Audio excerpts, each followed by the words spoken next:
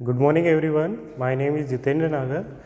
I will teach you biology. आज हम discuss करेंगे सेल डिवीज़न के बारे में. सेल डिवीज़न होता क्या है और ये कौन कौन सी प्रोसेस से जो है वो कंप्लीट होता है तथा और इसके अलावा हम क्या बात करेंगे कि सेल डिवीज़न हमारे बॉडी में क्यों नीड है. ठीक है, क्यों सेल जो है वो डिवाइडिंग होती है. इसके अलावा ये कितने टाइप्स की होती है. ठीक है, तो सबसे पहले बात करते हैं सेल डिवीज़न की. ठीक है, अब सेल डिवीज़न जो है वो हमारे लिए क्यों ज़रूरी है, क्योंकि हमने देखा कि जब लाइफ का जो ओरिजिन स्टार्ट हुआ तो वो किससे हुआ, एक यूनिसेलुलर ऑर्गेनिज्म से. ठीक है, यानी कि वहाँ क्या था, केवल एक सिंगल सेल थी जो क्या कर रही थी, सभी टाइप के जो टास्क थे. ठीक है, चाहे वो एक्सक्रीशन से रिलेटेड हो, डाइजेशन से रिलेटेड हो, या फिर हम बात करें अदर जो भी ठीक है मेटाबॉलिक एक्टिविटीज़ है, वो सारी की सारी कहाँ हो रही थी, केवल एक सिंगल सेल के अंदर. ठीक है, लेकिन क्या हुआ, धीरे धीरे इवोल्यूशन हुआ तो उनसे क्या बने, मल्टीपल सेल्स वाले ऑर्गेनिज्म. ठीक है, मल्टी सेलुलर ऑर्गेनिज्म बने. और ये मल्टी सेलुलर ऑर्गेनिज्म में क्या होता है, जो सेल जो है वो रेगुलरली क्या होती रहती है, डीनेचर होती रहती है, रप्चर होती रहती है, फिर उनको डिवाइडिंग करने की जो है वो प्रॉपर्टी चाहिए. ठीक है, तो वहाँ पर क्या हो रहा है, सेल का डिवीज़न हो रहा है. ठीक है, तो सेल जो है, एक सिंगल सेल जो है वो क्या हो रही है, अपने नंबर्स में इंक्रीज कर रही है. ठीक है, अपने जो उसके सेल ऑर्गेनेल्स हैं उन सभी को इंक्रीज कर रही है. तो वहाँ पर सेल का डिवीज़न स्टार्ट हो रहा है, इसीलिए हम क्या पढ़ रहे हैं, सेल डिवीज़न. ठीक है, अब बात करते हैं कि सेल डिवीज़न जो है इसकी डिस्कवरी किसने की थी. ठीक है, तो discovery of cell division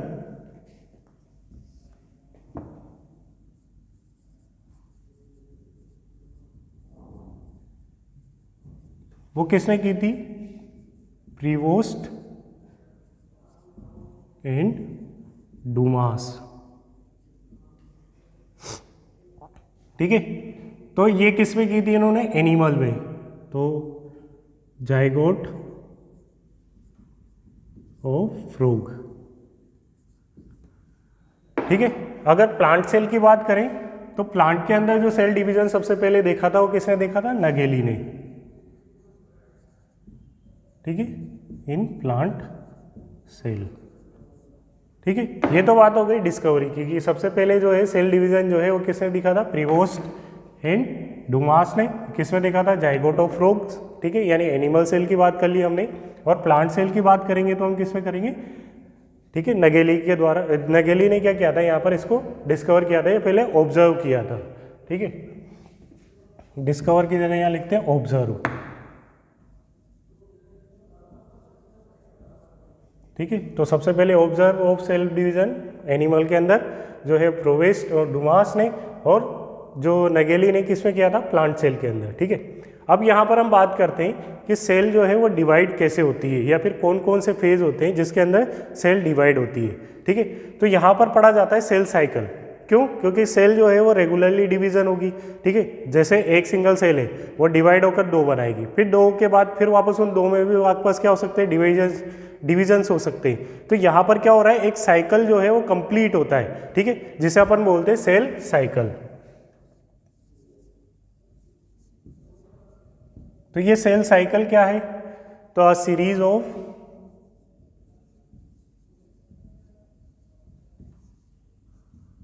programme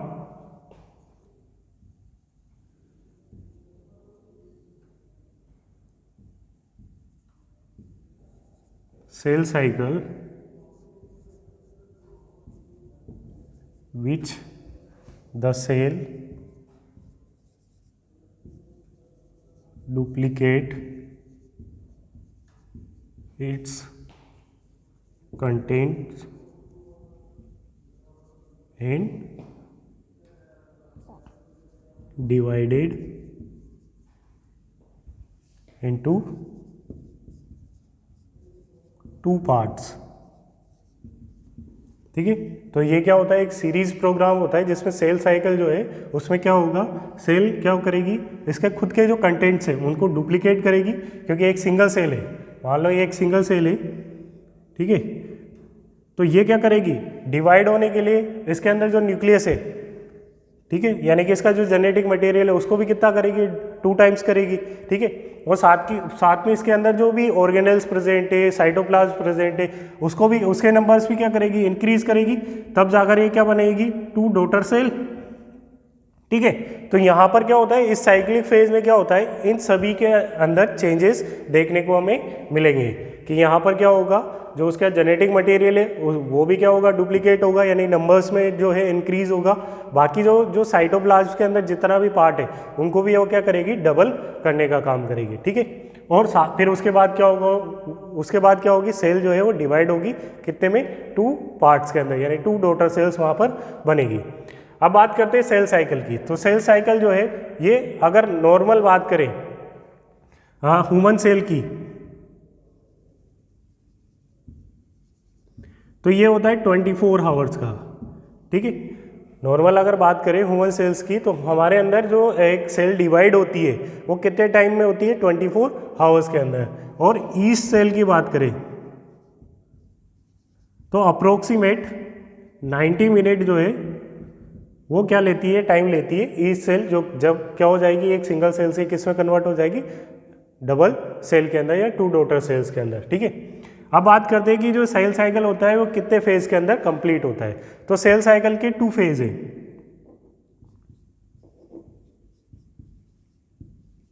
कौन कौन से, तो फर्स्ट है इंटरफेज।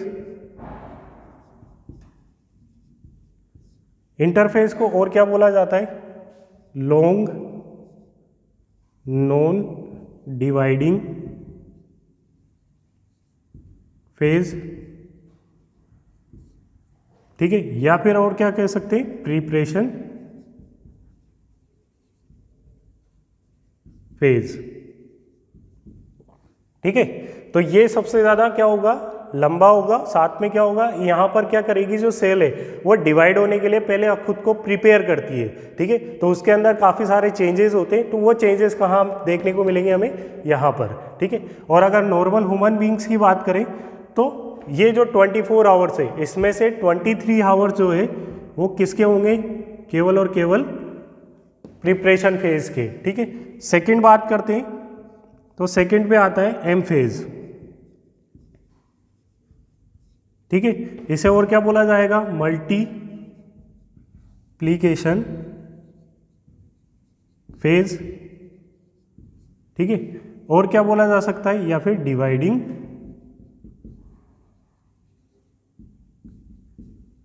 फेज। ठीक है, तो यहां पर जाकर क्या होगी, कोई भी जो सेल है वो प्रिपरेशन के बाद ट्रूली जो है वो डिवाइड हो जाएगी। ठीक है, और इसका जो टाइम ड्यूरेशन होगा ह्यूमन सेल्स के लिए वो कितना होगा, 1 आवर। ठीक है, तो सबसे ज़्यादा टाइम किस में लग रहा है, प्रिपरेशन में, इस वजह से लॉन्ग फेज भी बोला। ठीक है, साथ में वो प्रिपेयर हो रही है, खुद को क्या कर रही है, प्रिपेयर कर रही है डिवीजन के लिए, इसलिए यहाँ पर इसको क्या बोला गया, प्रिपरेशन फेज। और नॉर्मली इसका क्या नाम है, इंटरफेज, और सेकेंड क्या है, एम फेज। अगर हम बात करें इंटरफेज की, तो इंटरफेज को हम क्या करते हैं, फर्दर क्लासीफाई करते हैं कुछ अलग अलग फेजेस के अंदर, जिसमें क्या होगा, अलग अलग पार्ट जो है वहाँ पर क्या करेंगे, यहाँ पर डुप्लीकेशन स्टार्ट होगा किसका, सेल शेप का। ठीक है, तो यहाँ पर बात करें तो सबसे पहले आता है G1 फेज। ठीक है, या फिर इसे क्या कहा जाता है, गैप 1 फेज। ठीक है, फिर नेक्स्ट बात करें तो यहां पर क्या आएगा, एस फेज, या फिर इसे क्या बोला जाएगा, सिंथेसिस फेज। ठीक है, नेक्स्ट G2 फेज, या फिर इसको बोल सकते हैं सेकेंड गैप फेज, या फिर gap 2 phase, gap second phase. ठीक है, तो यहाँ पर क्या होगा, इन सभी फेजेस के अंदर जो है वो सेल जो है वो प्रिपेयर होगी। और प्रिपरेशन का मीन क्या है यहाँ पर, कि यहाँ पर जो नंबर ऑफ ये बोल सकते हैं उसके अंदर जो कंटेंट जो प्रेजेंट है वो क्या करेंगे, अपने नंबर्स को क्या करेंगे, इंक्रीज करने का काम करेंगे, यानी कि डबल होने का काम करेंगे, ताकि क्या हो, जो सेल डिवाइड हो तो उसके अंदर जो है प्रॉपर इक्वल अमाउंट में जो है कंटेंट वहाँ पर जा सके। ठीक है, फिर हम बात करें एम फेज की, तो एम फेज को हम फर्दर क्या करते हैं, क्लासीफाई करते हैं कुछ स्पेशल टाइप के फेजेस के अंदर। ठीक है। तो सबसे पहले आता है प्रोफेज, फिर आएगा मेटाफेज, फिर आता है टीलोफेज, सॉरी एनाफेज,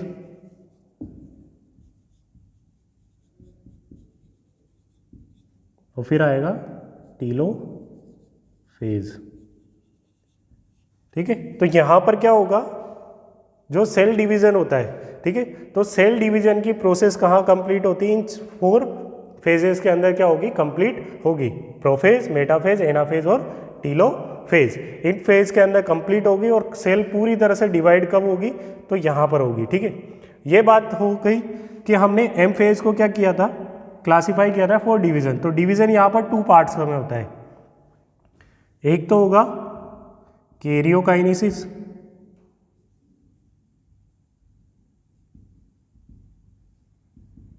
और एक होता है साइटोकाइनेसिस। ठीक है।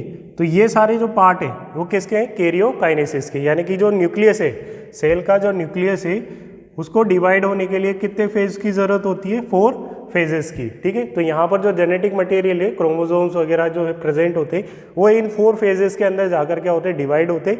फिर उसके बाद क्या आता है, साइटोकाइनेसिस, जो प्लांट सेल के अंदर और एनिमल सेल के अंदर हम पढ़ेंगे, जो क्या होता है, डिफरेंट टाइप का होता है। ठीक है। तो अब हम फर्स्ट बात करते हैं इंटरफेज की, कि इंटरफेज के अंदर हमें ये तीनों फेजेस पढ़ने हैं और इनके अंदर क्या क्या चेंजेस होता है। ठीक है। तो उसके बारे में हम डिस्कस करते हैं। इंटरफेज, ठीक है। तो इंटरफेज अगर हम पहले सेल साइकिल बना लेते हैं यहाँ पे, तो ये हमारा एक साइक्लिक प्रोसेस सेल का। ठीक है। तो मान लो इसमें ये तो है मेटाफेज, एम फेज। ठीक है। तो ये बाकी बचा हुआ क्या है, ठीक है, तो ये है इंटरफेज। तो कहाँ से लेकर, यहाँ से लेकर यहाँ तक का ये है इंटरफेज। ठीक है। टाइम टेकन कितना है, 23 आवर्स, और इसमें टाइम टेकन कितना है, 1 आवर। ठीक है। अब हमने क्या किया था, इंटरफेज को वापस क्या किया था, फर्दर क्लासिफाई किया था कुछ डिफरेंट फेजेस के अंदर। तो हम बात करें कि इसके अंदर क्या होगा, ये होगा G1 फेज। ठीक है।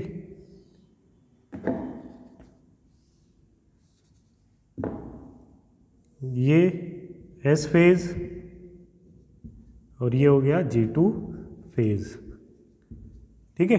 तो हमने यहाँ पर इंटरफेज को फर्दर क्या कर दिया, क्लासिफाई कर दिया G1, S और G2 फेज के अंदर। ठीक है।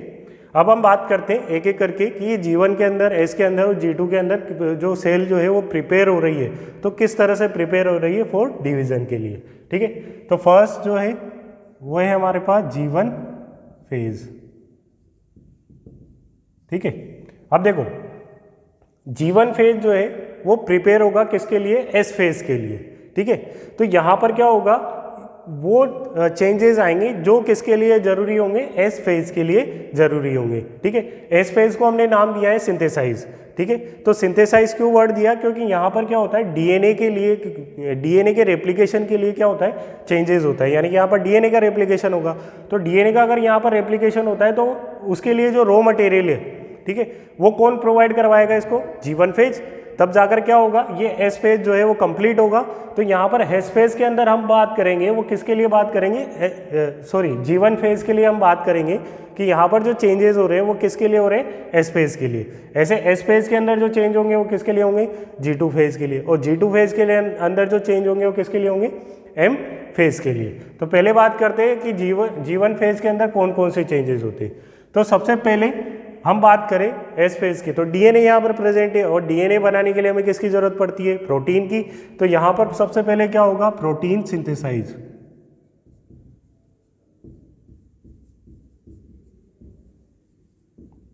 ठीक है। प्रोटीन सिंथेसाइज जो है वो बढ़ेगा, किसके लिए बढ़ता है यहाँ पर protein synthesize, for DNA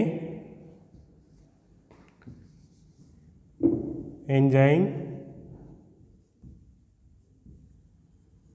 required for DNA synthesis. ठीक है, क्यों? क्योंकि जितने भी एंजाइम्स बने होते हैं वो किसके बने होते हैं? प्रोटीन के। तो यहाँ पर जो डीएनए का रेप्लिकेशन चाहिए उसके लिए भी क्या होगा? बहुत सारे एंजाइम्स की नीड होगी। तो उनके लिए हमें क्या करना पड़ेगा? यहाँ पर पहले प्रोटीन का सिंथेसिस करवाना होगा। ठीक है, अब हम बात करें कि यहाँ पर प्रोटीन सिंथेसिस होगी तो प्रोटीन बनाने के लिए हमें किसकी जरूरत पड़ेगी? आरएनए की। तो आरएनए सिंथेसिस। ठीक है, अब इन सभी को अपना फंक्शन करना है तो फंक्शन करने के लिए किसकी जरूरत पड़ती है? एटीपी की, यानी कि एनर्जी की। तो यहां पर क्या होगा? एटीपी सिंथेसिस इंक्रीज होगा। ठीक है, इसके अलावा क्या करेगी? यहां पर जो सेल है वो क्या होगी? अब कंटेंट जो है वो डबल हो रहे हैं तो डबल होने के लिए स्पेस भी ज़्यादा चाहिए। तो स्पेस ज़्यादा चाहिए तो क्या करेगी? अपनी सेल के अंदर भी क्या करेगी? ग्रोथ करना स्टार्ट करेगी, यानी सेल जो है एनलार्ज होगी। ठीक है, तो सेल ग्रोथ, ठीक है, या एनलार्ज।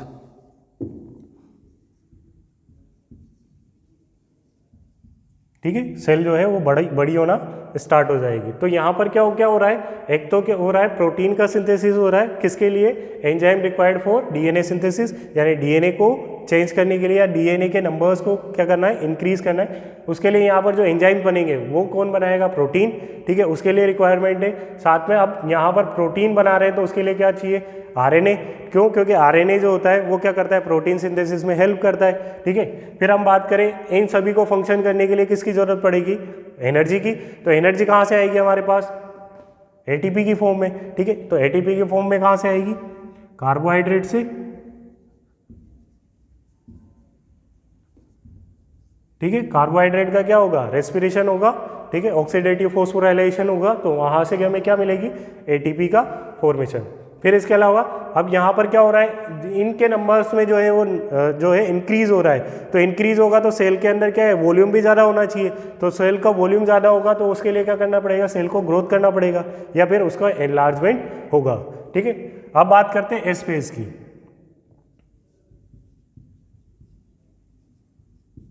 तो एस फेज के अंदर क्या होगा? तो सबसे पहले हमने बोला कि यहां पर क्या होगा? DNA synthesis. ठीक है, तो यहां पर जो रॉ मटेरियल बना था, ठीक है, वो क्या कर रहा है? यहां पर डीएनए को सिंथेसाइज करवा रहा है। ठीक है, इसके अलावा यहां पर लिखेंगे रॉ मटेरियल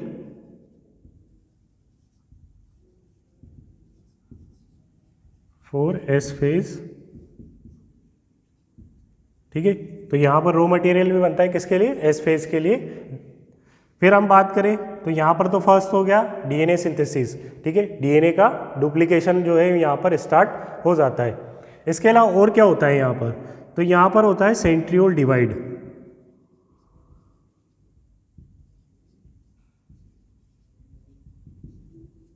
ठीक है, लेकिन हमने जो है वो सेल वाले चैप्टर में पढ़ा था कि जो सेंट्रियोल होता है वो केवल और केवल कहाँ प्रेजेंट होता है? एनिमल सेल के अंदर। प्लांट सेल के अंदर ये क्या होता है? एब्सेंट होता है। तो यहाँ पर हम लिखेंगे ओनली इन एनिमल सेल। ठीक है, फिर नेक्स्ट बात करें कि यहाँ पर सेंट्रियोल भी जो है वो डिवाइड हो गया। अब यहाँ पर क्या हो रहा है? डीएनए का डुप्लीकेशन हो रहा है। तो हमने पढ़ा है कि जितनी भी यूकैरियोटिक सेल्स है उनके अंदर जो डीएनए होता है वो किसके चारों ओर क्या होता है? लिपटा हुआ रहता है हिस्टोन प्रोटीन के अंदर। तो किसका फॉर्मेशन स्टार्ट होगा? जब डीएनए सिंथेसिस स्टार्ट होगा तो हिस्टोन प्रोटीन का भी सिंथेसिस यहाँ पर स्टार्ट हो जाएगा। तो synthesis of histone protein increase. ठीक है, तो यहाँ पर हिस्टोन प्रोटीन का जो सिंथेसाइज है वो भी क्या हो जाएगा? इंक्रीज होना स्टार्ट हो जाएगा। ठीक है, तो ये तो बात हो गई एस फेज की। अब बात करते हैं थर्ड G2 फेज या गैप 2 फेज। ठीक है, अब G2 फेज के अंदर क्या हो रहा है? डीएनए सिंथेसिस हो गया। ठीक है, अब वापस क्या होगा? यहाँ पे प्रोटीन सिंथेसाइज होगा। क्यों? क्योंकि सेल को डिवाइड होने के लिए क्या होती है? उसके अंदर सेल ऑर्गेनेल्स प्रेजेंट है। तो सेल ऑर्गेनेल्स जो है वो अपने आप अपने नंबर्स में इंक्रीज करेंगे। तो उनके इंक्रीज होने के लिए किसकी रिक्वायरमेंट होगी? पहले तो प्रोटीन की, ठीक है। तो यहाँ पर क्या होगा? प्रोटीन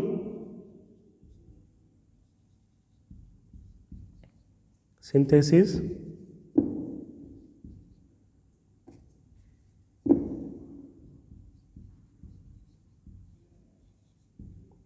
ठीक है। अब ये प्रोटीन कौन सी है? तो ये है ट्यूबुलिन।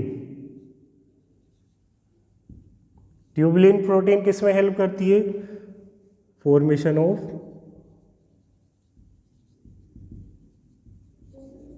स्पिंडल फाइबर, ठीक है। तो ये क्या करेगी? स्पिंडल फाइबर में हेल्प करती है। फिर वापस यहाँ पे प्रोटीन सिंथेसिस हो रहा है, तो किसकी रिक्वायरमेंट होगी? आरएनए सिंथेसिस की, ठीक है। अब आरएनए सिंथेसिस हो रहा है, तो आरएनए सिंथेसिस के साथ साथ यहाँ पर किसकी नीड होगी? एटीपी सिंथेसिस की, ठीक है। क्योंकि कोई भी फंक्शन हमें करना है, कोई भी वर्क यहाँ पर कंप्लीट करना है, तो उसके लिए किसकी रिक्वायरमेंट होती है? एटीपी की रिक्वायरमेंट होती है।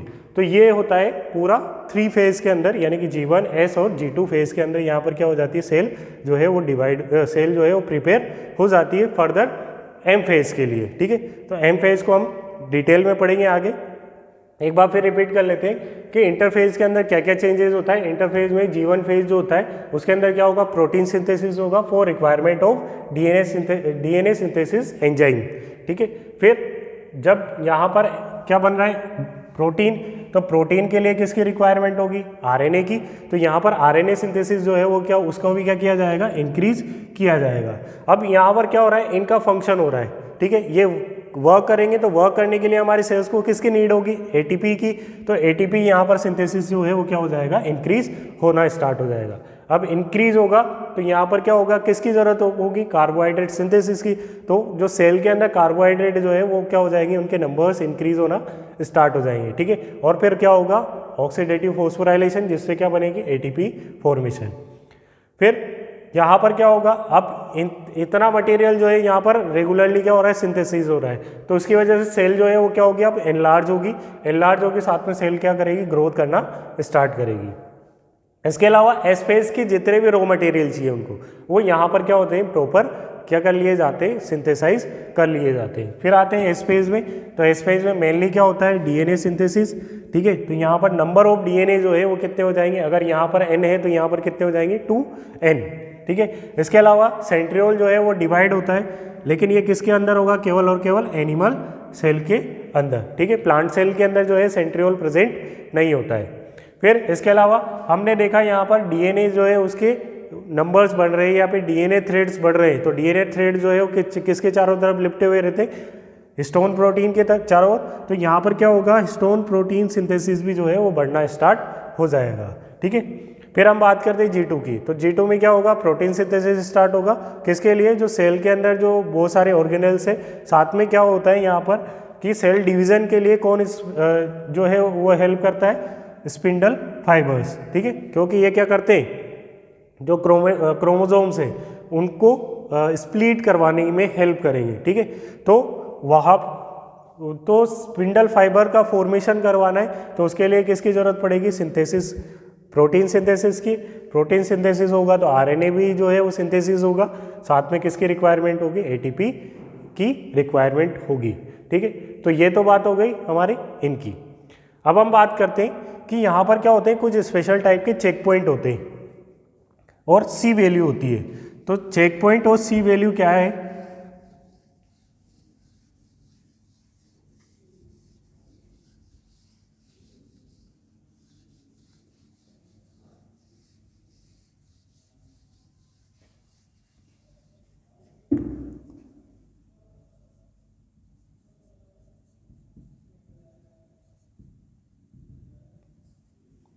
चेक पॉइंट की बात करते हैं सबसे पहले। तो चेक पॉइंट क्या होता है? कुछ स्पेशल टाइप के प्लेसेस होते हैं जहाँ पर हम क्या कर सकते हैं? इनके अंदर जो ग्रोथ हो रही है वो कितनी हो रही है, या फिर इनमें सिंथेसाइज हो रहा है वो कितना हो रहा है, उसके बारे में हम क्या करते हैं? डिस्कस करते हैं। तो अगर हम G1 की बात करेंगे तो ये कहाँ होगा? बिफोर एस फेज, ठीक है। G2 की बात करेंगे तो ये कहाँ होगा, सॉरी एस फेज की बात करेंगे तो ये कहाँ होगा, बिफोर G2 फेज। और अगर हम G2 की बात करेंगे तो ये कहाँ होगा, बिफोर M फेज। ठीक है, तो यहाँ पर क्या होते हैं, चेक पॉइंट होते हैं। इसके अलावा क्या होते हैं, कुछ स्पेशल टाइप के एक गैप भी प्रेजेंट होता है जिसे बोला जाता है जी नोट गैप। ठीक है, या जी नोट फेज। अब ये जी नोट या G0 फेज है क्या, तो यहाँ पर क्या होता है, कुछ स्पेशल टाइप की सेल्स होती है, वो सेल डिवीजन के लिए तो क्या होती है, तैयार होती है, लेकिन सेल प्रॉपरली डिवाइड नहीं होती। ठीक है, तो वहाँ पर क्या होगी, सेल जो है इनएक्टिव हो जाएगी। मान लो जैसे हम बात करते हैं पेरेन्काइमस मेरिस्मेटिक सेल्स की, तो मेरिस्मेटिक सेल्स में क्या होता है, डिविजन्स होता है। ठीक है, तो डिविजन्स होंगी, तो मान लो ये एक सेल है मेरिस्मेटिक सेल, तो ये क्या करेगी, प्रॉपरली जो है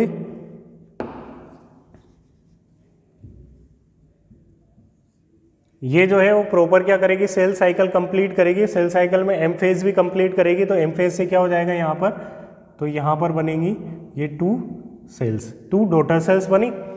अब ये जो मेरिस्मेटिक सेल्स थी, इन्होंने क्या बनाई, परमानेंट सेल्स। ठीक है, तो परमानेंट सेल्स के अंदर क्या होते हैं, डिविजन जो है वो एब्सेंट होते हैं। तो ये क्या करेगी, ये सेल्स जो है वो फर्दर जाएगी G1 फेज के अंदर, और G1 फेज के अंदर से यहाँ से ये क्या हो जाती है, बाहर निकल जाती है।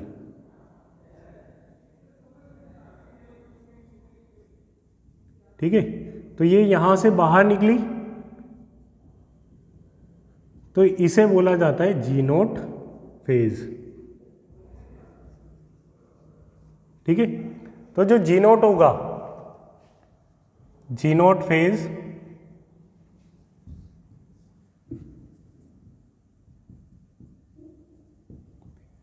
ठीक है, तो ये क्या होती है, इसमें इस टाइम पे जो सेल है वो इनएक्टिव होती है,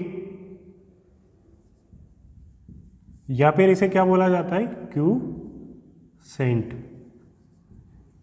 ठीक है, या तो ये क्या होगी, इनएक्टिव होगी, या फिर इसे और क्या नाम दिया जाता है, क्यूसेंट।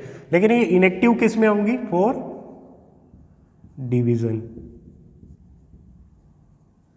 ठीक है, तो ये क्या नहीं करेगी, डिवाइड नहीं होगी। ठीक है, ये सेल जो है वो डिवाइड नहीं होगी। तो ऐसी सेल जो क्या हो रही है, G1 फेज के अंदर तो आ रही है, और वहां से क्या हो रही है, डिवाइड नहीं हो रही है, इसे बोला जाता है डिफरेंशिएशन फेज।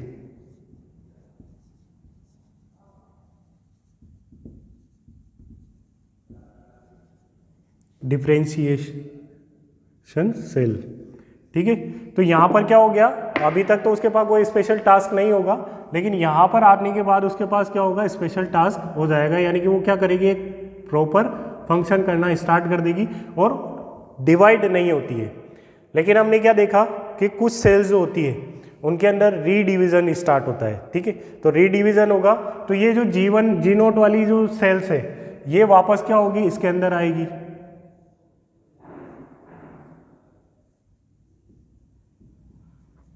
ठीक है, कहाँ पर आएगी, वापस यहीं पर आएगी, G1 वाले फेज के अंदर ही वापस क्या होती है, आती है।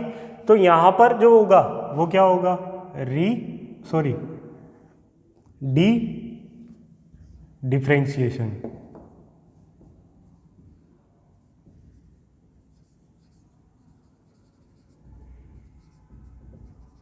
ठीक है, तो यहाँ पर क्या हो गई, जैसे हम बात करें प्लांट सेल के अंदर दो जाइलम फ्लोएम की सेल्स बनती है, तो वो किसकी वजह से बनती है, डी डिफरेंशिएशन के प्रोसेस से। ठीक है, तो यहाँ पर डी डिफरेंशिएशन हो गया। अब इनमें डिवीजन जो है वो वापस स्टार्ट होगा।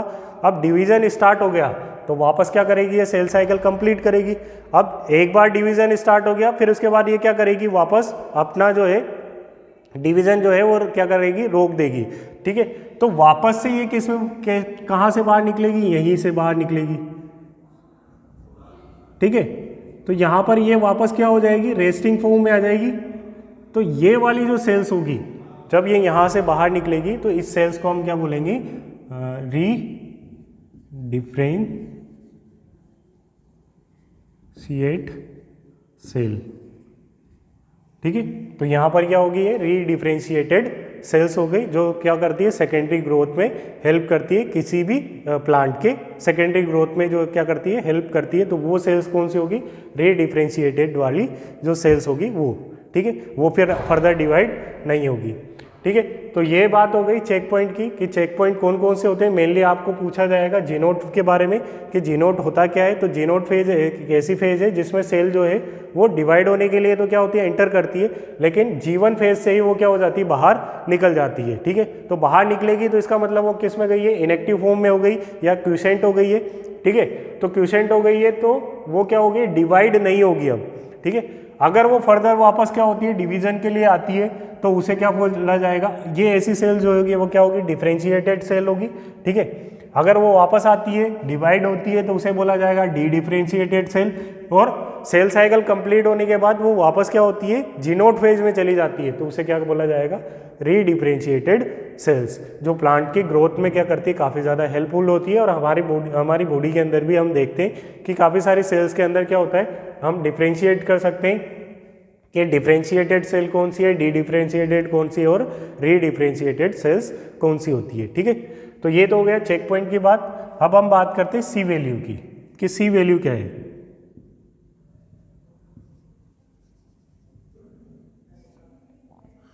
तो सी वैल्यू क्या होती है, तो सी वैल्यू को बोला जाता है content present DNA content, sorry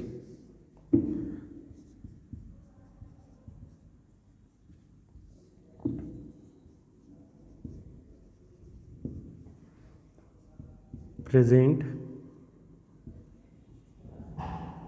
in one chromosome,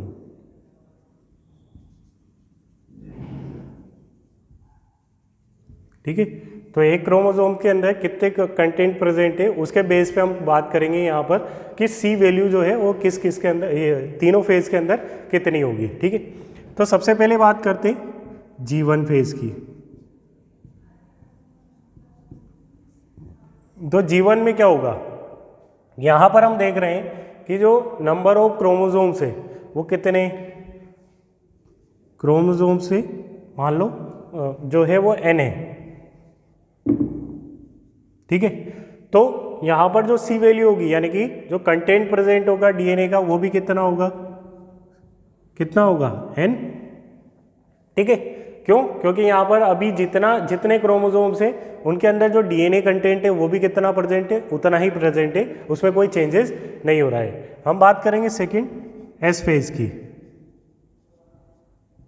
तो एस फेज में कितना होगा, हमने यहाँ बात की है डीएनए रेप्लिकेशंस की, ठीक है। तो डीएनए क्या होगा, रेप्लिकेट हो चुका होगा, तो हो चुका होगा तो इसका मतलब क्या होगा, जो सी वैल्यू है वो तो कितनी हो जाएगी 2n, और क्रोमोसोम अभी भी कितने रहेंगे n यहाँ पर बने हुए रहेंगे, ठीक है। हेप्लॉइड सेल्स की बात कर रहे हैं हम यहाँ पर, ठीक है।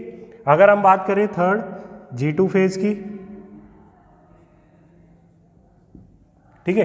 तो G2 फेज के अंदर क्रोमोसोम्स जो है वो अभी तक स्प्लिट नहीं हुए हैं, ठीक है, स्प्लिट नहीं हुए हैं। तो इसका मतलब यहाँ पर जो सी वैल्यू है वो कितनी रहेगी, अभी भी 2n, और क्रोमोसोम्स के नंबर कितने हो जाएंगे n क्रोमोसोम के नंबर कितने रहेंगे n। अब बात करते हैं एम फेज की, ठीक है। तो एम फेज के अंदर क्या होता है, क्रोमोसोम्स के नंबर जो है वो क्या होते हैं, वो इंक्रीज होते हैं। क्यों, क्योंकि वहाँ पर स्प्लिटिंग स्टार्ट हो जाएगी। तो स्प्लिटिंग स्टार्ट हो जाएगी तो एम फेज की कौन सी फेज, जहाँ पर जो है क्रोमोसोम्स की स्प्लिटिंग जो है कंप्लीट हो जाती है वो होती है किसके अंदर, एना फेज के अंदर, ठीक है। तो यहाँ पर अगर सी वैल्यू की बात करेंगे तो सी वैल्यू जो है वो कितनी हो जाएगी, ये तो रहेगी 2n, और क्रोमोसोम के नंबर भी कितने हो जाएंगे 2n। क्यों, क्योंकि वहाँ पर जो है वो क्रोमोसोम जो है वो क्या हो जाएंगे, स्प्लिट होना स्टार्ट हो जाएंगे, ठीक है। और फिर अगर हम बात करें आफ्टर एम फेज, ठीक है, यानी कि एम फेज से फिर बाहर निकल गई, तो अब इनके अंदर सी वैल्यू कितनी होगी, तो सी तो रहेगा n और क्रोमोसोम भी कितने रहेंगे n, ठीक है। यानी कि ये वाली जो प्रोसेस है वो वापस यहाँ पर क्या हो जाएगी, स्टार्ट हो जाएगी। तो आपको ये ध्यान रखना है कि सी वैल्यू जो है वो कहाँ कहाँ कितनी होती है, ठीक है।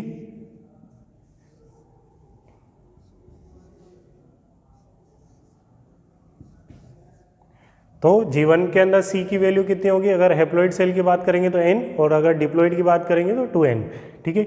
S फेज की बात करेंगे तो C के अंदर कितनी होती है 2N, G2 की बात करेंगे तो क्या कितनी होती है 2N, M फेज की बात करेंगे तो कितनी हो जाएगी 2N, ठीक है। और आफ्टर M फेज तो यहाँ पर कितनी हो जाएगी N। एक चीज़ ध्यान रखना कि कभी कभार क्या होता है, क्वेश्चन जो डायरेक्टली पूछा जाता है इनसे रिलेटेड, तो हमें ये ध्यान रखना है कि जो सेल्स है वो कैसी बोली गई है, हैप्लॉइड बोली गई है, डिप्लॉइड बोली गई है, और कुछ सेल्स के बारे में हमें ध्यान रखना है। जैसे कि अगर हम बात करें जिम्नोस्पर्म के एंडोस्पर्म की, तो अगर हम एंजियोस्पर्म की बात करेंगे तो वहाँ तो कैसा होता है ट्रिप्लॉइड, लेकिन जो जिम्नोस्पर्म होते हैं उनका जो एंडोस्पर्म होता है वो कैसा होता है हैप्लॉइड होता है, ठीक है। तो अगर डायरेक्ट क्वेश्चन भी आ जाए तो भी हम क्या कर सकते हैं, इस तरह से हम क्या कर सकते हैं, उसके आंसर दे सकते हैं कि वहाँ पर जो सी वैल्यू होगी, ठीक है, वो कितनी होगी। तो ये थोड़ा सा नॉलेजेबल है, तो उसको आप क्या कर सकते हो, ऐसे नॉर्मली ध्यान रख सकते हो या फिर नॉलेज रख सकते हो, ठीक है। तो ये तो बात हो गई हमारी इंटरफेस की। अब हम जो नेक्स्ट लेक्चर हम डिस्कस करेंगे उसमें एम फेज के बारे में डिस्कस करेंगे कि एम फेज जो है उसके अंदर कैरियोकाइनेसिस किस तरह से होता है और साइटोकाइनेसिस किस तरह से होता है, और ये कितने टाइप्स के होते हैं, ठीक है। तो इसके नॉर्मली 3 टाइप्स हैं, ए माइटोसिस, माइटोसिस और मियोसिस, ठीक है। तो उसके बारे में हम नेक्स्ट लेक्चर में डिस्कस करेंगे। Thank you.